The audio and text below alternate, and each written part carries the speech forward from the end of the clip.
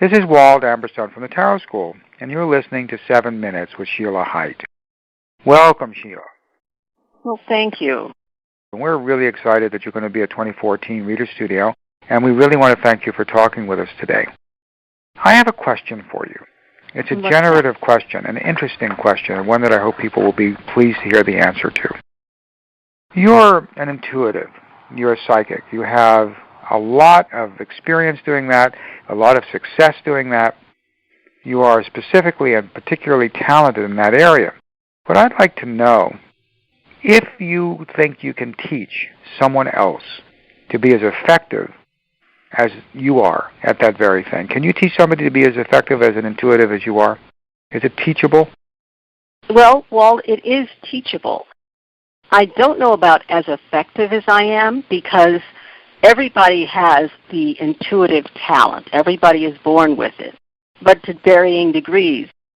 You can teach anybody to play a musical instrument, but you only have so many Beethovens or Mozarts around. Not saying that I am Beethoven or Mozart, but I am saying that I can teach someone how to find their source of intuition, how to develop it, and how to really be masterful with the use of it. It takes some doing, as all new things take, the learning process, that is. But it can be done, and it's very, very effective. I spent some time studying martial arts. And I'm not a particularly athletic person. I mean, modestly, but not by any means an athlete the way some people are. And yet, I got to the stage of being a black belt. And I got there even though I had no great talent. I got there because my teacher told me that all I had to do was show up, and he would take care of the rest. And I did. I showed up faithfully and long. And I put in the work, and I put in the time, and I put in the enthusiasm. And in due course, I got to be pretty good. The question that I have for you then is that something that is true in your field as well? You do have to show up. You're absolutely right. You have to show up. You have to put in the time and the work. However, what's going on with intuition is it's already there. And whereas in the case of martial arts, even if it's already there, you have to develop a connection to it. You have to develop that connection in such a way that it serves you the way you want. We all have intuition, and it's really about listening, learning to listen, and learning to trust what you're hearing. That's it. The connection is there, and it's already established. It's learning to listen to it and to trust it. And the more you do that, it on its own grows stronger and stronger and more accurate every day. I have discovered in teaching and also in doing readings myself that the ability to listen is something that can be learned. And sometimes the listening is a simple listening. Just hearing what another person has to say, hearing it on a level that allows you to understand what they mean by what they say, what they want to hear from you by what they say, understanding their motives and their desires by what they say, even if their words don't necessarily say it. To listen like that allows you to answer on a deeper level. Is that, in your understanding, something connected to the intuitive? I definitely feel it's a part of the connection to the intuitive. You're right, it is in the listening. Sometimes it is more in what a person doesn't say, but it's more the feeling you get from what they're saying or what they're trying to say. You often find that their words don't match their real meaning. And your listening, your intuition, can bring up and bring out the real meaning even to them. Were you ever really good at listening in that particular way? I've always been. I was raised to be this way. One of the things that my clients say the most about me is that I know how to listen.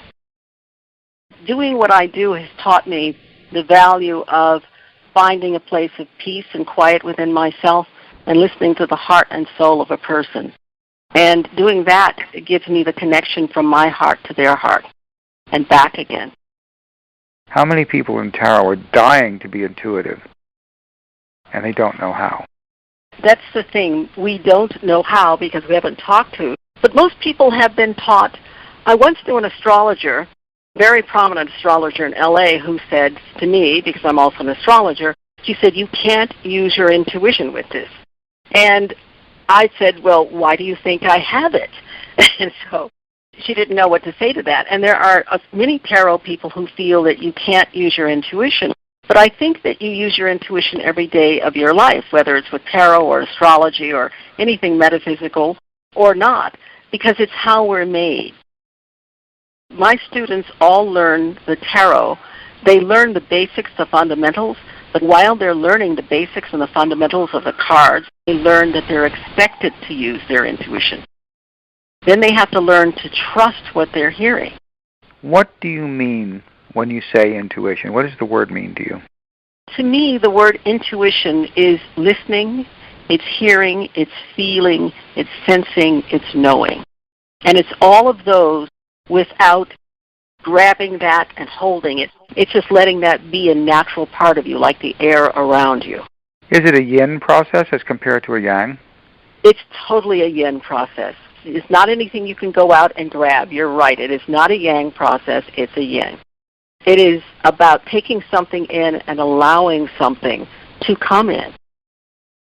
If it were possible to show a person how to do that, even to begin to approach how to do that, it would improve their abilities as a tarot reader by many, many fold. We're all really looking forward to your main stage presentation at Reader Studio, and we're delighted that you're going to be doing it. And I'm really looking forward to seeing you there in not too long a time from now.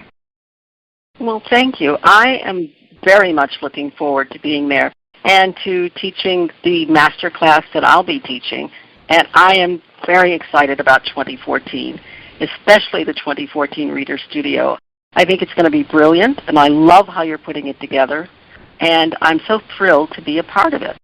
Well, again, thank you, Sheilaa. I really appreciate it.